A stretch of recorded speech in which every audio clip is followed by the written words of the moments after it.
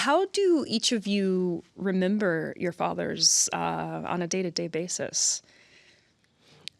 I think of my father often, and usually it puts a smile on my face. There could be something on television or something in the newspaper, or any little thing can trigger a happy memory of my father, because I like to think, I believe he was the best dad in the whole wide world.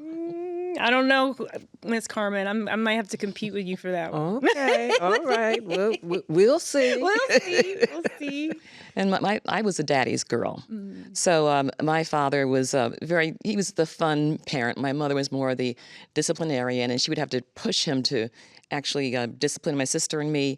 But I have a lot of fond memories. When I was really small, he would take the hand cart to take the trash barrels out in front of our house, and he would say, "Okay, Lisa, I'll race you back to the back of the yard, and I'll give you a head start." Let's say I'm 4 or 5 years old, and I would be running, and he would give me this huge head start, and then he would start running and run way past me, and I would say, "How can you run past me? I'm a kid, and you're an adult."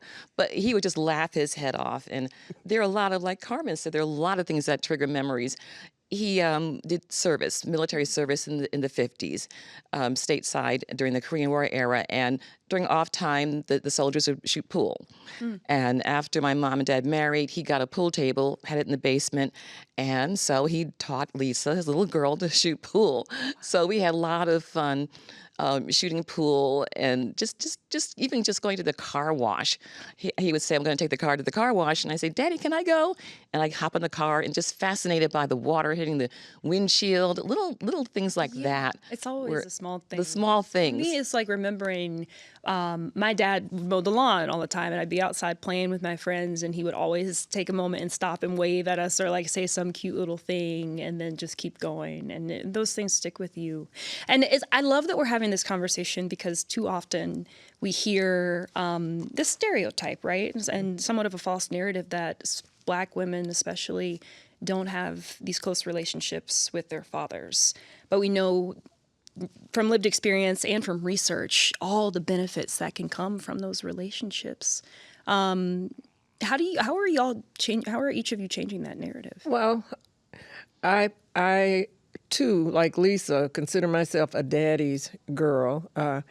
And my mother was the disciplinarian, and my dad was the sugar daddy. And oftentimes when I would ask for permission for something, he'd say, "Well, that sounds like a good idea with me, but check with your mom." And I'm asking you. If you say it's all right, I can go ahead and do it. No, you better check with your mom. Yeah. Because we know mom really is the one who runs the house now. Because mom is not having it. But speaking of relationships and the strength, the major takeaway when I think of my father was how devoted he was to my mother. And that makes all the difference in the world, I think, in looking at relationships and evaluating relationships. And has it impacted your own relationships with your spouse or other people? I have great respect for men who get along with their mothers, and that was a point with me when I was dating my husband, but that denotes a certain respect for women that is so important, I believe. Mm-hmm. Mm-hmm. Well, I think that my book is changing the narrative, and it's expanding the conversation about fathers, because I'm in a couple of book clubs, and I've done some events with my book, and I've had so many women, Black women, say, "I had that same relationship where my grandfather was a great father figure, or my uncle." And I think that what I've described just now about the fun times with Daddy that I have in the book, that also brings out other people who've read the book, other women who've said, "Oh yeah, I had that experience with my father, or we did something similar." So I think that both of our books are very good for that, for expanding the conversation and the narrative about Black dads. Now, of course, you were writing these books in the absence of your fathers, right? Having passed. Was that hard? It was hard, but well, my father didn't live to see the book published, but he was very invested in my idea of let's do a book about your career, and he embraced it wholeheartedly and dug You out. mentioned that your father was in a territory band. A big band musician, Mm-hmm. a leader of a big band that traveled all over the country. It was based in Tulsa, Oklahoma, but traveled all over the country. And he was a contemporary of Count Basie and Duke Ellington, Cab Calloway, all the cats you think of from the early days of jazz. Mm-hmm. And that was he embraced it, and I was enthusiastic.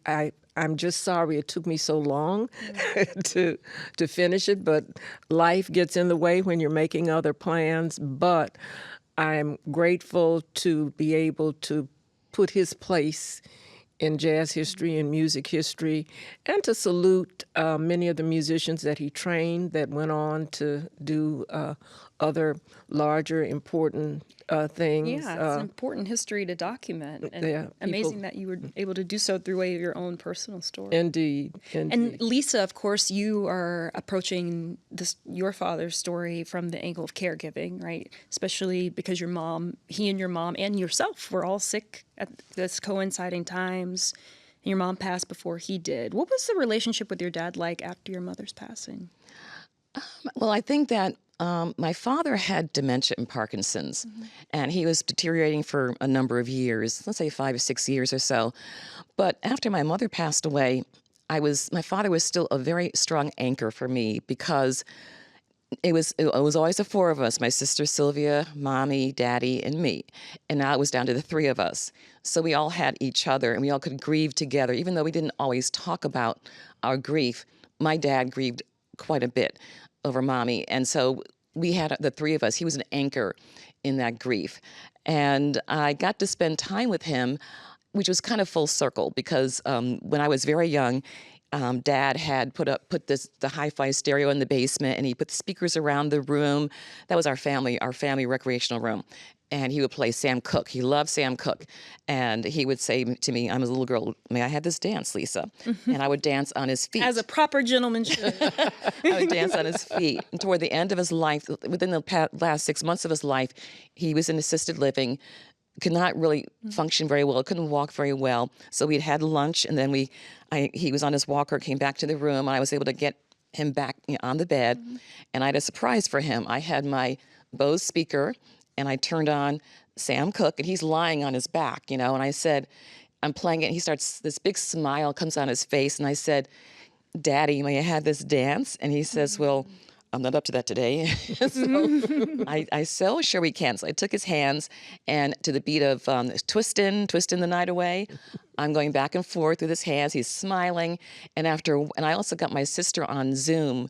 So she was at her kitchen table on Zoom, snapping her fingers like she was with us. And after a while, I didn't have to move his hands back and forth. He was moving them. He was moving to the beat. Yeah. So that was just... What a precious memory. That was a very... And that's also in the book. I have a Dad's playlist is a story in the book, and I go through different songs that were part of our lives as time went on. Yeah, I love that music is a common thread. Yes. Indeed. Yes. Indeed. Well, I appreciate this. I mentioned this to Lisa, that my father's a leukemia survivor, and I haven't written a book about him yet and about our relationship, but I did write a commentary about donating stem cells to him.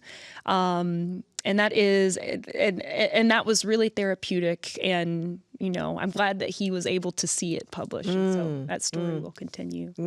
Indeed. Well, Carmen and Lisa, thank you both so very much for joining us. Well, thank you for having us. Pleasure is all mine.